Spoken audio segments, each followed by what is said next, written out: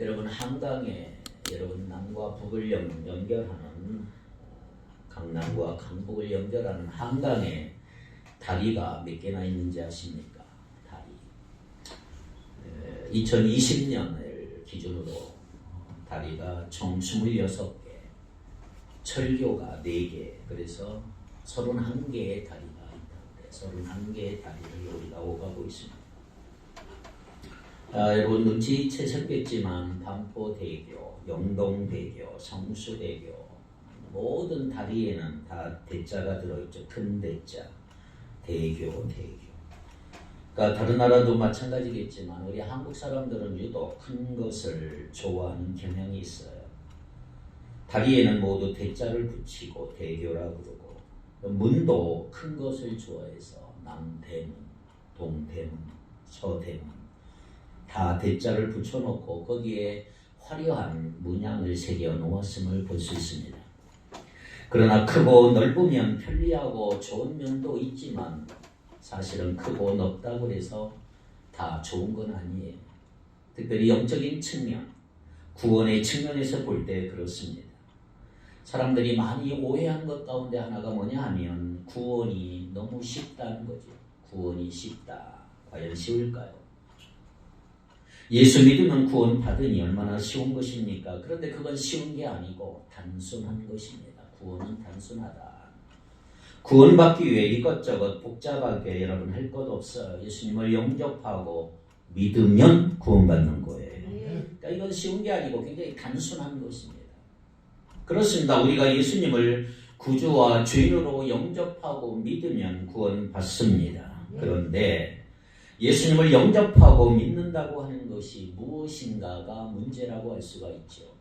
자기는 영접하고 예수 믿는다고 했는데 지내왔는데 아닌 경우도 있다. 얼마나 난처할까요? 예수님 앞에 가서 난 구원받은 줄 알았는데 난 너 모른다 그러면 얼마나 난처할까요? 얼마나 황당할까요? 구원의 길이 많고 크고 넓으면 좋겠는데 예수님은 그 반대를 말씀하고 있어요. 자, 오늘 본문이 그거예요. 주님이 마태복음 5장, 6장, 7장 산상포음을 다 말씀하시고 마지막 결론으로 하신 말씀이 오늘 본문이죠. 결단이 필요한 거예요. 결단이 필요한 말씀이에요. 자, 오늘 본문에서 예수님은 3가지 비유를 들어 말씀하셨어요. 3가지 비유는 예수님을 믿고 따른다고 하면서도 구원받기가 얼마나 어려운가 그것을 보여주기 위한 것입니다. 그래서 오늘 말씀을 통해 여러분 자신을 구원을 점검해보고 더욱 주님을 향한 믿음의 길로 나갈 수 있기를 축복합니다. 첫째로 좁은 문과 좁은 길에 넓은 문과 넓은 길이 있어요.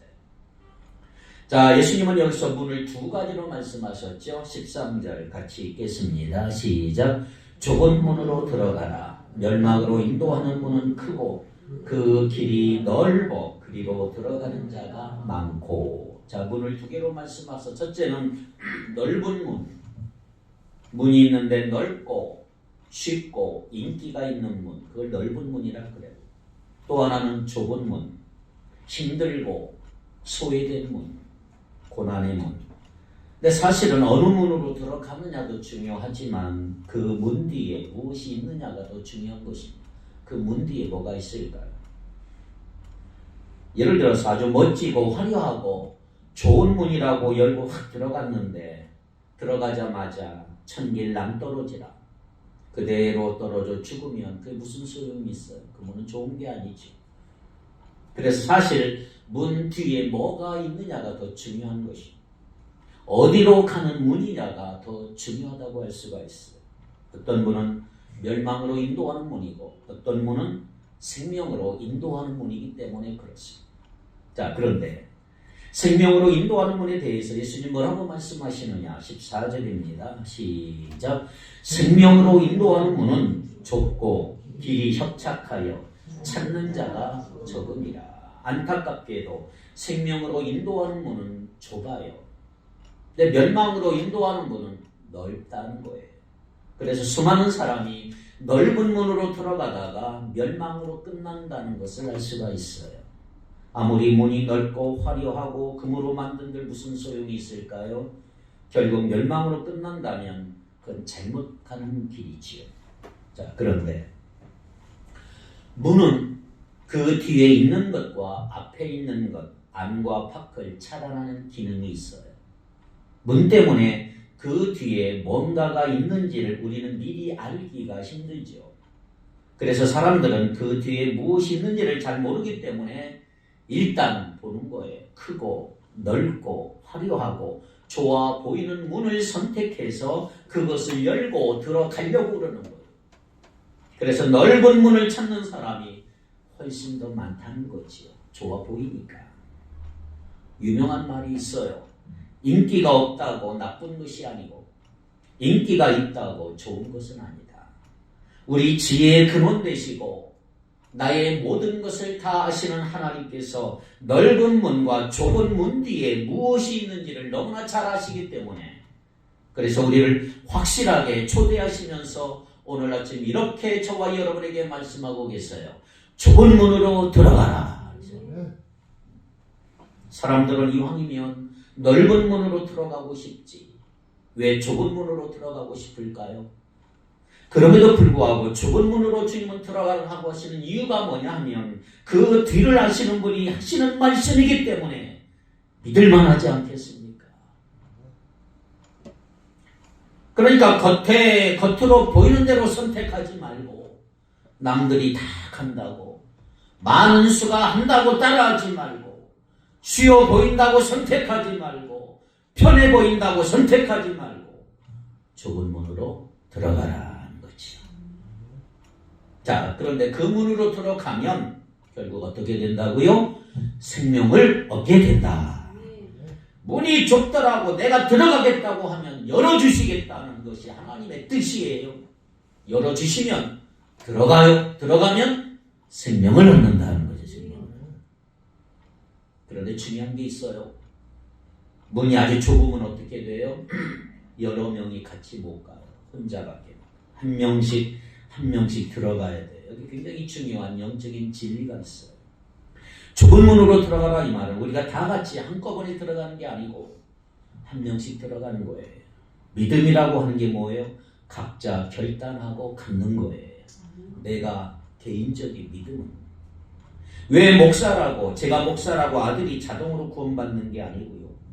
할아버지가 위대한 순교자고 아버지도 위대한 목사라 그래서 그 아들 딸도 자동으로 구원받고 위대하게 된다는 게 아니고 각자 한 사람 한 사람씩 좁은 문으로 들어가야 되는 거예요. 그런데 들어간 다음에 신앙생활이라고 하는 것은 뭐냐? 혼자 하는 게 아니고 함께 가는 거예요. 그때 함께 가는 거예요. 그 문을 한 명 한 명 통과해서 들어온 사람들이 함께 가는 거 이게 뭐냐? 교회입니다. 교회 공동체. 축복교회 공동체. 함께 가는 공동체. 할렐루야. 그래서 이 좁은 문으로 들어가는 것은 아무도 나를 대신해서 들어가 줄 수가 없는 것입니다. 내가 들어가야 되고 혼자 들어가야 되고 그런데 혼자 들어가면 거기에 들어가 있는 사람들과 같이 걸어가야 되는 거예요. 이 세상 가치관과 다르게 살기 위해서 그 좁은 문으로 가서 열심히 사는 것이에요. 그런데 이 좁은 문으로 들어갔다고 끝일까요? 예수님은 여기서 한 걸음 더 나가섰어요.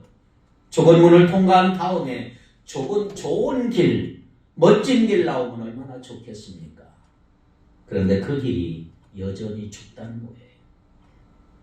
좁고 길이 협착하여 찾는 사람이 적으니라. 좁은 문 통해서 들어갔는데 역시 좁은 길이 나와요. 찾는 사람이 별로 없어. 좁은 문은 그 뒤에 계속 좁은 길로 이어져요. 그러니까 내가 고생 다 하고 이제 행복한 행복 시작이 이게 아니고 좁은 문을 지나서 목적지까지 예수님이 말씀하신 대로 내 십자가를 지고 걸어가는 길, 그 길이 계속 이어진다 이 말이에요. 그러니까 신앙생활이라고 하는 게 뭐예요? 예수님 믿는다고 하는 거 쉬운 게 아니지요. 내가 예수 믿고 구원받는 거 단순한 거예요. 예수 믿으면 구원받아요. 그런데 믿는 자체도 쉬운 게 아니고요. 믿은 후의 길은 더더욱 쉬운 길이 아니에요. 믿고 좁은 길로 걸어가야 되는데 왜 좁은 문으로 들어가 좁은 길로 걸어가야 하느냐? 그 길이 생명의 길이기 때문이다. 왜 예수님이라고 우리가 편하게 되기를 원하지 않으시겠습니까? 왜 우리가 안락하게 편안하게 살기를 원하지 않으실까요? 이 말은 세상에서 편안하게 안락하게 살지 말라는 말이 아니고 생명의 길 선택해서 걸어가라 이 말이에요. 자, 우리가 좁은 문 통과해서 좁은 길이 나온다면 지금까지 여러분들은 제대로 잘 간 거예요. 그런데 좁은 문 통과했는데 넓고 편안하고 안락한 길이 나왔다? 뭔가 잘못된 길 간 거예요. 넓은 문 통과했는데 좁은 길 나타났다? 역시 잘못된 길 걸어간 것입니다. 성경은 이렇게 말합니다. 좁은 문 통과했으면 좁은 길이 나오게 되어 있다. 그래서 좁은 문으로 들어가고 좁은 길로 걸어가라고 하시는 길, 생명의 길이다. 그 길 걸어가라. 마태복음 5장, 6장, 7장을 산상보훈이라 그래. 여기 나오는 내용들을 보세요. 넓은 길이 어디 있습니까? 넓은 문이 어디 있어요? 하나도 없어요. 편안한 게 하나도 없어요. 좁은 문으로 들어가서 좁은 길 걸어가는 것을 계속 말씀합니다. 같은 내용이 기록된 누가복음 13장 24절을 볼까요? 누가복음 13장 24절에 보면 한 가지 단어가 추가가 되어 있어요. 마태복음에 없는. 마태복음에는 좁은 문으로 들어가라 그랬는데 누가복음 13장 24절에 이렇게 되어 있어요. 시작.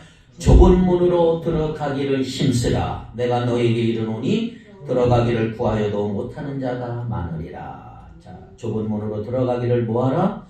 힘쓰라. 힘쓰라 이 말은 뭐냐 하면 원어에 보면 고대 올림픽에서 레슬링 경기를 하면서 우승하기 위해 얼마나 땀을 흘리고 사력을 다해 상대방을 넘어뜨리고 몰아붙이고 뒤집는 장면을 말할 때 쓰는 단어가 여기 힘쓰라. 이번에 아시안게임 때 우리나라는 레슬링에서 하나도 금이 없었죠. 이 레슬링에서 쓰는 경기, 땀을 흘리며 사력을 다해 상대방을 무너뜨리고 이기고 뒤집는 힘쓰는. 그러니까 좁은 문으로 들어간 것이 가기 싫은데 어쩔 수 없이 남이 미니까 할 수 없으니까 들어가는 게 아니에요. 내가 하기 싫은데 억지로 들어가는 거 없어요. 오히려 좁은 문으로 들어가는 것이 힘들기 때문에 정말 애써서 힘써서 마치 운동선수가 이기기 위해 최선을 다하고 힘쓰는 것처럼 그렇게 목숨 걸고 사력을 다해서 들어가는 것이 좁은 문이다. 자, 그런데 그리로 들어가려면, 좁은 문으로 들어가려면 당연히 조건이 있어요. 뭘까요? 좁은 문으로 들어가는데 많은 짐 들고 들어갈 수 있을까요? 화려한 치장을 하고 들어갈 수 있을까요? 좁은 문으로 들어가는데 높은 왕관을 쓰고 들어갈 수도 없고 옷도 화려하게 잔뜩 걸치고 들어갈 수도 없어. 아무리 명품 옷을 입고 좋은 가방 큰 것 들고 들어갈 수도 없어. 과감히 버릴 것 버리고 들어가는 것이 좁은 문이에요. 몸을 움츠리고 겸손하게 낮추어야 들어갈 수 있는 곳이 좁은 문의 특징이라고 할 수가 있는 것입니다. 그러니까 좁은 문으로 들어간다 이 말은 거추장스러운 거, 무거운 거, 얽매이기 쉬운 거 다 내려놓고 들어간다. 이런 영적인 의미가 있습니다. 이 세상에 살아가면서 내가 미워하는 마음도 있을 것이고 원망하는 마음도 있고 욕심, 정욕, 교만도 있을 것이고 이거 다 내려놓고 들어갈 수 있는 곳이 좁은 문. 옛사람 벗어버리고 새 사람을 입어라. 그러니까 좁은 문 들어가려고 하면 결국 회개함으로 몸을 가볍게 하고 옛사람을 버리고 들어가라는 거예요. 그래서인지 몰라도 좁은 문은 찾는 사람이 적다 그랬어요. 많이 안 들어가. 사람들 중에 아주 소수만, 적은 수만 주님이 뽑으시기 때문에 좁은 문으로 들어가는 것이 적은 게 아니고 힘이 들기 때문에, 너무 힘이 들기 때문에 그냥 찾는 사람이 적다는 거죠. 선택은 자유입니다. 여러분이 넓은 문이나 좁은 문 중 선택할 수가 있어요. 그런데 좁은 문은 매력이 없어 보이고 힘들어 보이기 때문에 많은 사람들은 좁은 문을 선택하지 않고 넓은 문을 선택하는 것을 발견할 수가 있어요. 그렇습니다, 여러분. 좁은 문으로 들어가려고 하면 당연히 걸치고 있던 것 벗어야 하고 들고 있던 것 다 내려놓아야 돼요. 우리가 이 땅에서 배척당하기도 하고 인내하고 헌신하고 순종하면서 들어가는 문이 좁은 문이에요. 그래서 큰 것, 좋은 것 기대하고 왔다가 실망하고 돌아간 사람들이 얼마나 많습니까? 마태복음 19장 21절 이하에 보면 어떤 부자 청년 관원에게 예수님이 이렇게 말씀하셨어요. 네가 가진 거 다 팔고 가난한 사람들에게 나누어 준 다음에 와서 나를 따라오라. 그러니까 이 부자 청년은 근심하여 돌아갔다. 다시 왔다는 기록이 없어요. 안 돌아온 거예요. 그리고 나서 예수님이 무슨 말씀을 하셨느냐? 마태복음 19장 24절에 보니까 이렇게 말씀합니다. 시작. 다시 너에게 말하노니 낙타가 바늘귀로 들어가는 것이 부자가 하나님 나라에 들어가는 것보다 쉬우니라 하시니. 바늘구멍이 얼마나 작습니까? 그런데 거기에 무슨 낙타가 들어갈 수 있어요? 낙타는 그냥 손가락도 안 들어가요. 그런데 낙타가 그 작은 바늘구멍으로 들어가는 게 부자가 하나님 나라에 들어가는 것보다 더 쉽다. 물론 과장법이지만 좁은 문으로 들어가는 의미가 바로 여기에 있는 거예요. 문이 닫히고 난 다음에 열어달라고 할 사람이 많다고 예수님이 비유로 말씀하고 있는데 그때 주인이 뭐라고 그러지요? 23절을 보세요. 7장 23절 시작. 나는 너희를 도무지 알지 못한다. 그때 내가 그들에게 밝히 말하되 내가 너희를 도무지 알지 못하니 불법을 행하는 자들아 내게서 떠나가라 하니라. 문이 닫히면 열자가 없어요. 일단 문 안으로 들어가면 지금까지 온 길과 분리가 되죠. 그런데 그것으로 끝이 나면 얼마나 적게요. 또 끝도 아니에요. 이제 좁은 문으로 들어왔으니 여러분 잘하셨고 좋은 결정을 하셨어요. 할렐루야. 그런데 그 다음에 또 좁은 길이 나온대요. 좁은 길. 아주 협착한 길. 좁은 문으로 들어왔으면 이제 넓은 길이 펼쳐지면 얼마나 좋겠습니까? 그런데 그게 아니고 여전히 길이 또 좁다는 거예요. 이 말이 뭐예요?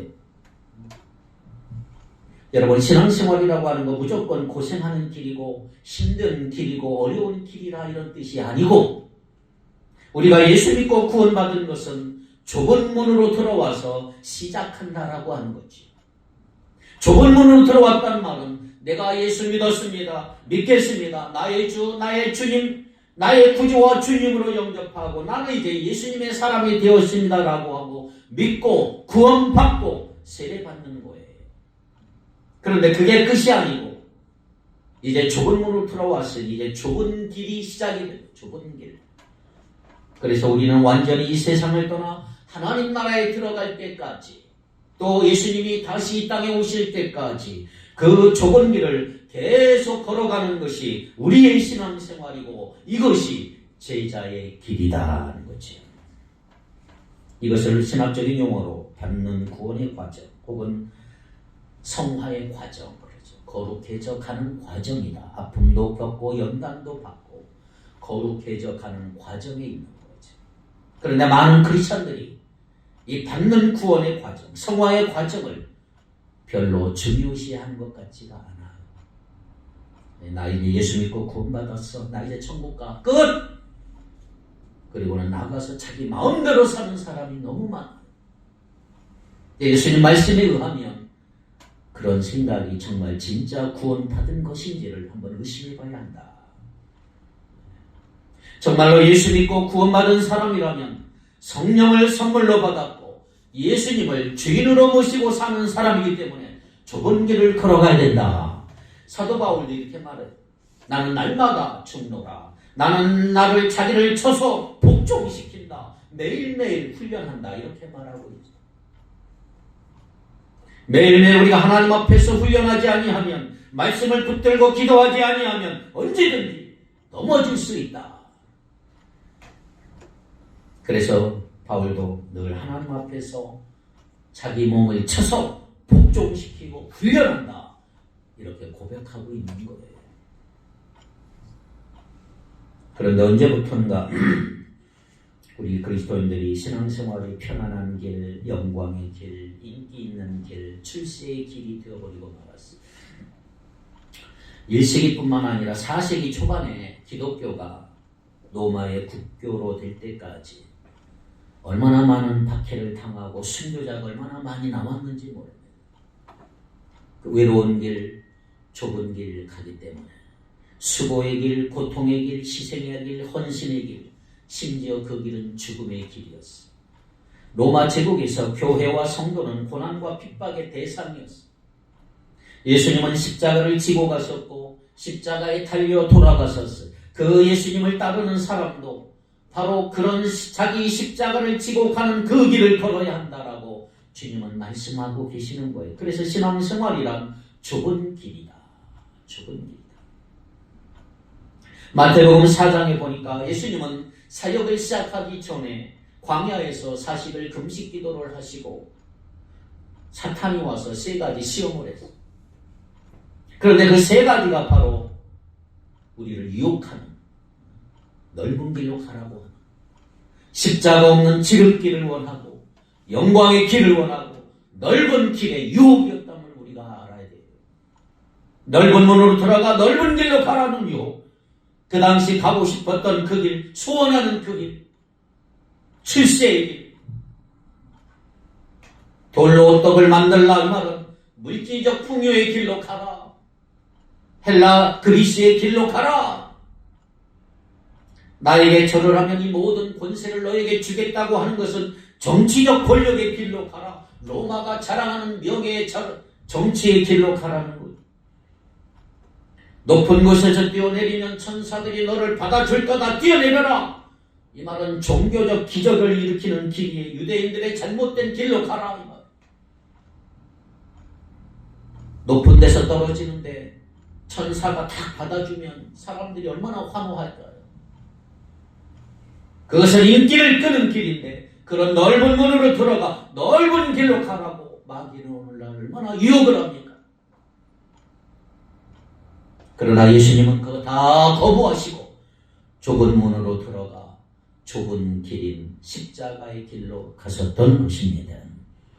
그렇게 250년 동안 박해가 일어나고 수많은 사람들이 죽임을 당해 놀랍게도 그 사이에 성도들은 로마의 카타콤 지하 무덤 같은 데서 예배드리며 모여서 찬양하고 지금의 터키, 갑바도기아 동굴교회와 같이 평생 지하에서 살며 빛도 못 보면서 믿음을 지켰던 선조들이 생겼어. 그래서 좁은 문으로 들어가 좁은 길로 걸어간 그리스도인들은 아주 소수였지만 결국 그들이 로마를 뒤집어 엎었다 이 말이에요. 로마를 정복했단 말이에요. 얼마나 놀라운 사실입니다. 근데 넓은 문이 뭘까요? 넓은 문. 예수님을 하나님의 아들로 인정하기를 거부하고 믿지 않는 사람들이 들어가는 문. 넓은 문이겠죠. 그 넓은 문 들어가면 그 뒤로 뻗어있는 길이 너무나 넓고 편해서 많은 사람들이 안심하고 걸어가는 문이. 그 길이 얼마나 재미있는 일이 많은 줄 아세요? 즐기면서 걸어갈 수 있는 길. 오늘날 많은 사람들이 좋아하고 선호하는 길. 가고 싶어하는 길. 이 길이 어떤 길이? 이 넓은 길은 미국 뉴욕에 있는 브로드웨이 비슷하지 않을까? 여러분 브로드웨이 뉴욕에 가면 가보세요.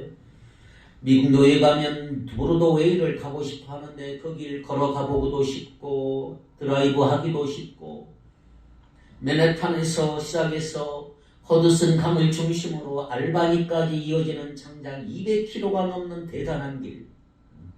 세계에서 가장 큰 길, 넓은 길 중에 최고의 넓은 길. 그래서 브로드웨이라는 말의 뜻이 넓은 길, 큰 길이라는 뜻이에요. 거기는 세계 금융가의 중심이라고 할 수 있는 월스트리트가가 있고 유명한 뉴욕 대학도 있고 그뿐만 아니라 많은 사람들이 그 브로드웨이를 좋아하는 이유가 뭐냐 하면 42번가에 있는 소위 타임즈 광장 때문에 그래요. 타임즈 광장에 가면 음란하고 추악한 스트릿바가 너무 많아. 포르노 영화를 밤낮 없이 상영하는 극장들이 떼지어 있는 곳. 그리고 이름난 매춘업이 여기저기 성업 중이고 육체의 즐거운 쾌락 인생의 재미를 맛보려고 그곳을 찾는 사람은 술과 마약과 도박 같은 걸 세월 가는 줄 모르고 즐기고 놀 수 있는 곳이 바로 타임즈 광장이에요. 그래서 많은 사람들이 모여들고 그야말로 향락의 거리. 오늘날 많은 사람들은 그런 길을 가고 있고 가고 싶어 하고 있고. 그렇다면 중요한 게 이거예요. 거기에 과연 하나님이 계실까? 멸망만 있지 않겠습니까? 멸망. 주님께서 넓은 길이라고 하실 때, 또 넓은 길이라고 하실 때는 이런 비슷한 세상 사람들이 좋아하는 인생, 여정을 가리키는 거예요. 이런 길을 걸어가는 사람들이 우리 주위에 얼마나 많습니까? 오늘날 교인들이 잘못해도 죄를 지어도 옛날에는 교회에서 치리해요. 몇 달 근신하라. 근데 치리도 느슨해져서 치리도 하지 않고 무슨 범죄를 저질러도 오케이 하고 그냥 넘어가고 그렇게 되다 보니까 오늘날 성도들은 더 이상 희생하지도 않고 헌신하지도 않고 모이기를 힘쓰지도 않아요. 그냥 주일에 땡 하고 종치면 교회당 와서 잠깐 예배 드리고 끝나면 가고 나머지 삶은 성경과 전혀 다른 자기만의 세상을 살고 또 일주일 후에 또 오는 삶이 반복되지 않나요? 이제는 교회에서 봉사자를 구할 수도 없고요. 헌신하려고 하는 사람도 적어지고요. 모든 나의 형편들은 나아지고 돈들은 벌어져 가는데 예배를 위해 시간을 낼 수도 없고 기도도 하지도 않고 성경 보지도 않고 누가복음 14장 26절에 보면 자기 부모와 처자와 형제와 자매와 자기 목숨까지 미워하지 아니하면 능히 내 제자가 되지 못하느니라. 지금 이 말씀을 거부하는 시대가 되어 가고 있는 거죠. 두 번째로 거짓 선지자를 삼가하고 열매를 맺는 삶입니다. 자, 예수님은 좁은 문으로 들어가라고 좁은 길로 가라고 말씀하셨는데 또 잘못 길로 인도하는 거짓 선지자들을 조심하라. 잘못된 지도자의 지도를 받으며 신앙생활하게 된다면 얼마나 손해가 될까요? 그러니까 여러분들은 담임 목사의 지도를 잘 받으시기 바랍니다. 담임 목사님을 기도하면 돼요. 기도하면. 올바른 길을 끝까지 갈 수 있도록 기도해 주시기를 바랍니다. 근데 우리는 어느 정도는 잘할 수 있죠. 어느 정도는 잘해. 오늘날 한동안은 잘할 수 있는데 끝까지 잘할 수 있는 사람이 귀한 시대가 되어버렸어. 여러분 끝이 좋아야 다 좋은 거예요. 15절 볼까요? 15절. 거짓 선지자들을 삼가라. 양의 옷을 입고 너에게 나오나 속에는 뭐다? 노략질하는 일이 늑대라. 여기 거짓 선지자는 양의 옷을 입은 이리와도 같다 그랬어. 겉보기에는 선량해 보이지만 그 안에는 노략질하는 죽이는 일이 늑대라. 거짓 선지자들 포장을 얼마나 잘합니까? 그런데 문제는 많은 사람들이 그 포장에 반해서 넘어진 거예요. 말도 잘하고 언변도 뛰어나고 외모도 좋고 하기가 좋은 사람들 보이는 것에 현혹돼요. 그냥 홀딱홀딱 반해버려요. 자기 목적을 위해 다른 사람 이용하는 게 거짓 선지자들의 표식인데 그래서 우리는 영적 분별력이 필요하다. 가짜를 어떻게 분별해요? 여러분 진짜와 가짜를 분별할 수 있는 방법 16절 시작. 그들의 열매로 그들을 알지니 가시나무에서 포도를 또는 엉겅퀴에서 무화과를 따겠느냐. 뭐로 안다? 열매로 그들을 안다. 가시나무에서 포도 딸 수 없어요.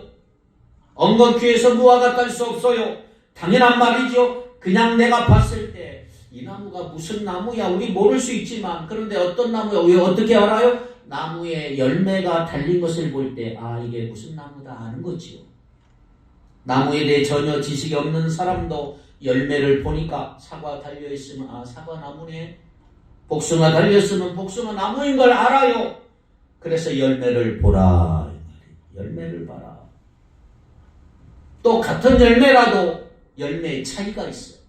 17절 18절 같이 읽겠습니다. 17, 18 시작. 이와 같이 좋은 나무마다 아름다운 열매를 맺고 못된 나무가 나쁜 열매를 맺나니 좋은 나무가 나쁜 열매를 맺을 수 없고 못된 나무가 아름다운 열매를 맺을 수 없느니라. 아멘. 자, 좋은 나무는 좋은 열매를 맺고요. 나쁜 나무는 나쁜 열매를 맺는다. 얼마나 당연한 얘기입니까? 그래서 열매를 보면 그 나무가 어떤 나무인지 알 수가 있고 그 열매가 좋으냐 나쁘냐를 보며 나무의 건강 상태가 어떤가를 알 수가 있죠. 겉보기 아무리 화려해도 하나님의 말씀에 기초를 두지 않는다면 점점 메마르고 몹쓸 열매만 날 수가 있는 거죠. 그래서 나는 지금 무슨 열매를 맺고 있는가? 이걸 살펴보아야 돼요. 내가 입은 무성한데 열매가 하나도 없는데 그런 신앙생활을 하고 있을 수 있다 이 말이에요. 열매를 맺긴 맺었는데 나쁜 열매 맺을 수도 있다 이 말이에요. 잘 분별해야 돼요. 마태복음 13장에 보니까 4가지 밭이 나와요. 씨를 뿌려줬는데 길가에 뿌려지고 돌짝밭에 뿌려지고 가시덤불 안에 뿌려지고 좋은 땅에 뿌려졌어요. 그런데 유일하게 좋은 땅만 열매를 맺고 나머지는 다 열매를 맺지를 못했다라고 했어요. 자, 씨가 뭐라고 그랬어요?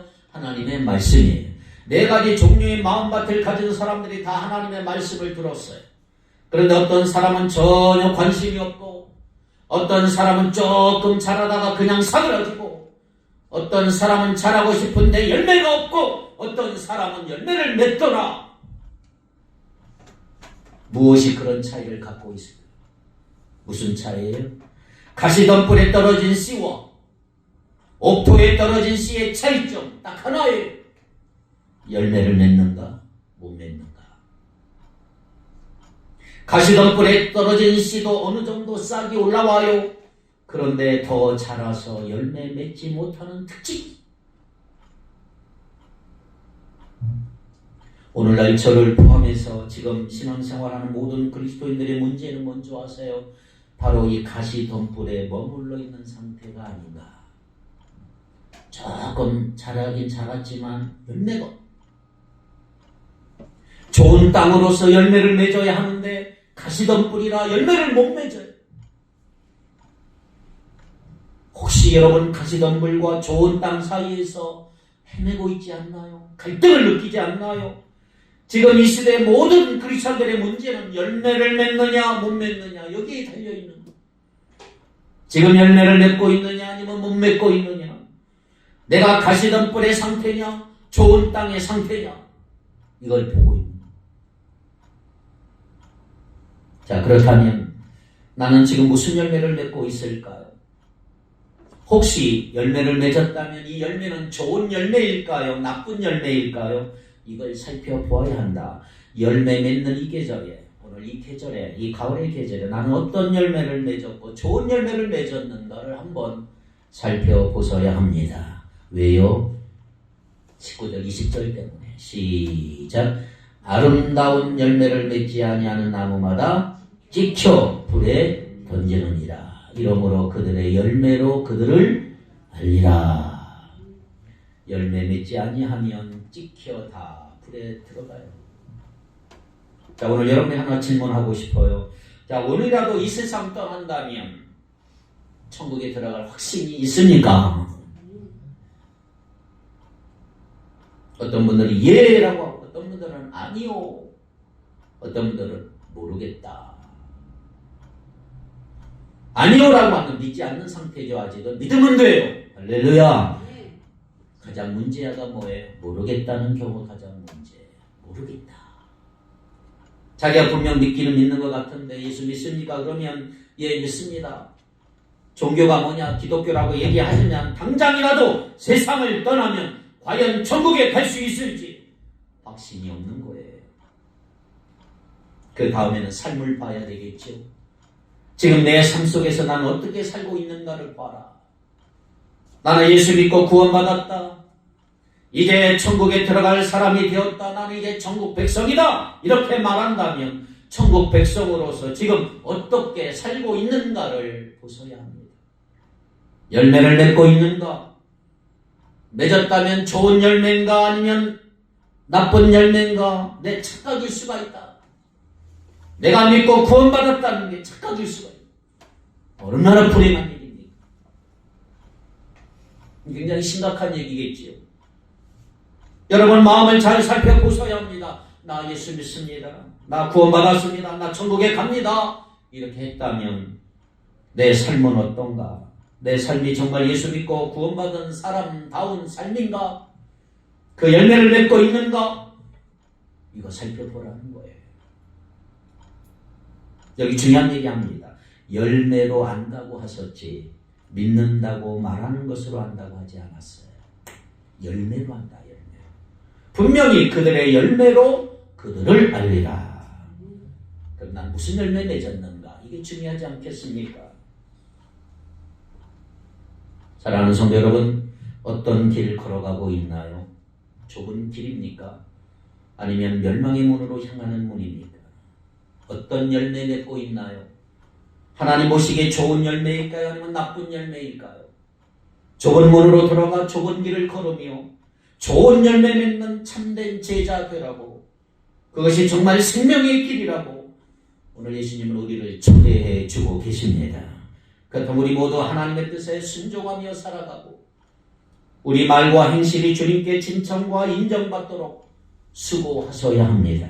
주님 오시는 그날 극상품 열매로 맺어질 우리의 삶을 주님께 드릴 수 있는 저와 여러분이 되기를 간절히 축복합니다. 기도합시다. 거룩하신 하나님, 그토록 넘치는 은혜를 받았음에도 불구하고 여전히 우리는 하나님의 백성답게 자녀답게 좁은 문 좁은 길로 걸어가려 하기보다는 넓은 문 넓은 길로 가려 했던 어리석음을 용서해 주시옵소서. 아무리 어렵고 힘들더라도 생명의 길 따라 걷게 하시고 그 길에서 우리를 유혹하는 거짓 선지자와 거짓 메시지를 분별할 수 있는 지혜를 주시며 예수님의 말씀이 우리 삶의 기초가 되어 온전한 순종으로 말씀의 반석 위에 우리 삶을 세워가도록 도와주시옵소서. 좁은 길 통하여 아름다운 열매 맺어갈 수 있도록 인도하여 주옵시며 그리하여 오늘 하루도 우리에게 공감의 사랑을 베풀어 주신 그 하나님의 사랑이 우리의 삶을 통해 또 누군가에게 흘러갈 수 있도록 축복의 통로로 쓰임받는 우리 모두가 되게 하여 주옵소서. 예수님 이름으로 기도하옵나이다. 아멘.